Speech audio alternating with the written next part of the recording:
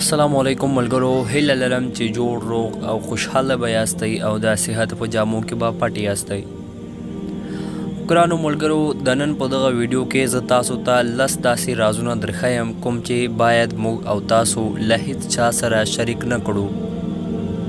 نو راځئ زه تاسو ته هغه 10 رازونه در وښیم چې هغه 10 رازونه کوم دي چې باید موږ او تاسو یې له هیڅ چا سره یادونه ونه کړو.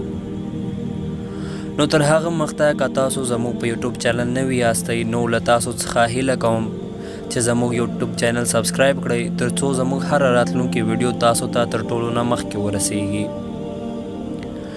په اول نمبر خپل د طاقت راز، یعنی د خپل طاقت په اړه هیڅ چاته معلومات مه ورکوئ چې زه څومره طاقتور یم.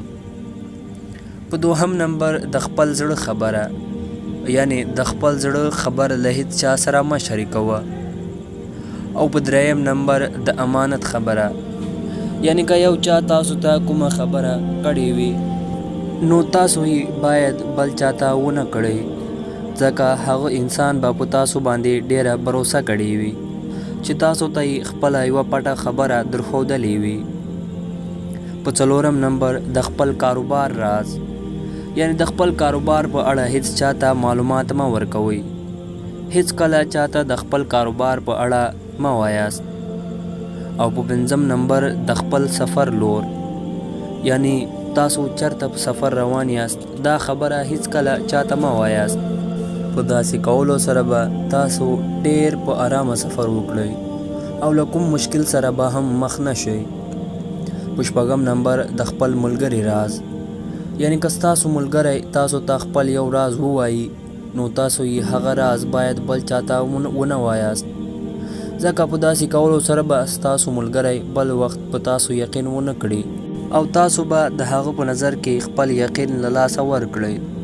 او په اووم نمبر د الله تعالی لپاره ورکړل شوی خیرات، یعنی کله چې تاسو کومه صدقه یا خیرات ورکوئ نو له خلکو سره یې یادونه مه کوئ، ځکه دا به په ریاکاري کې راشي او ستاسې د خیرات ورکولو به هیڅ ثواب نه وي.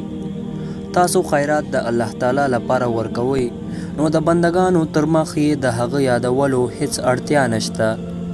او په اتم نمبر د خپلې ښځې یعنی میرمنې راز، یعنی د خپلې ښځې کومه خبره بل چاته مه ووایاست.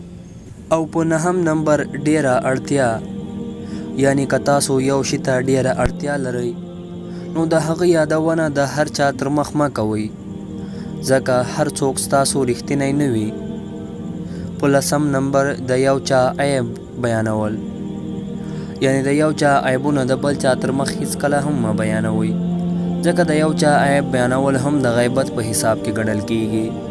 که چېرته هغه عیب په هغه کس کې موجود هم وي خو که تاسو یې بل چاته بیانوئ نو هغه په غیبت کې حسابیږي. نو له دغه کاره هم باید ځان وساتو. ګرانو ملګرو، که ویډیو مو خوښه شوې وي نو له نورو ملګرو سره یې هم شریکه کړئ او د لا نورو داسې ویډیوګانو لپاره زموږ چینل حتما سبسکرایب کړئ.